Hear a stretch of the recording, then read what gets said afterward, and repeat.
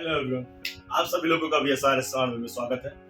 और आप सबके सहयोग से चीज़ें बहुत बेहतर हो रही हैं। हम कर्ण के जीवन को हम आगे बढ़ाते हैं।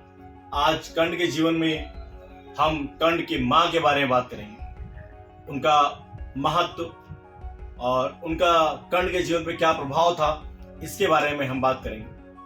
कर्ण चूंकि एक सूर्यवीर तेजस्वी महाप्रतापी थे ही, लेकिन क्या उनका जन्म और क्या उनके जन्म के समय जो घटनाएं घटित हुई, क्या वो नहीं होती तो कर्ण का जीवन कुछ और होता?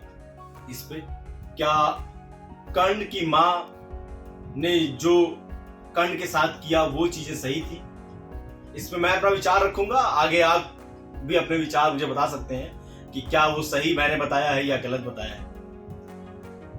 माँ का दर्जा भगवान स्वरूप होता है, माँ को लोग भगवान मानते हैं, लेकिन कर्ण के जीवन में ऐसा हुआ नहीं।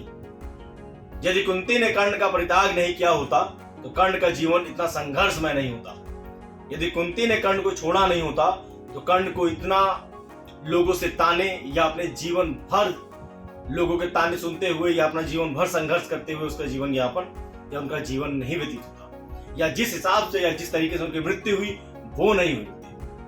अगर कुंती ने कर्ण को स्वीकार कर लिया होता सही समय पे, लेकिन उन्होंने स्वीकार कब किया?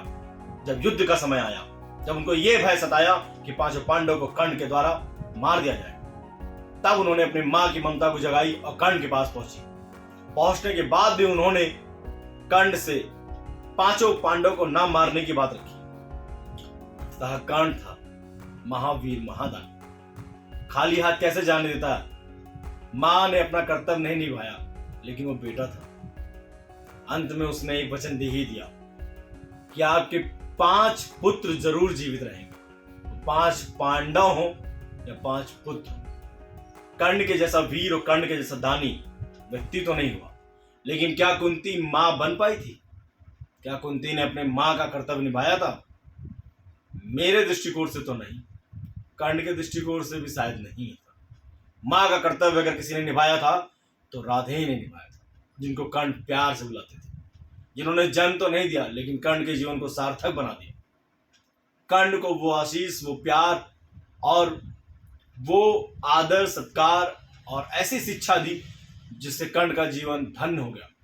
और आज भी और युगों युगों तक कर्ण को जाना जाएगा, कुंती को भी जाना जाएगा, लेकिन मां के स्वरूप में तो नहीं जाना जाएगा। आगे भी हम बात करेंगे कर्ण के जीवन में। आज के लिए इतना ही। जय हिंद, जय भारत।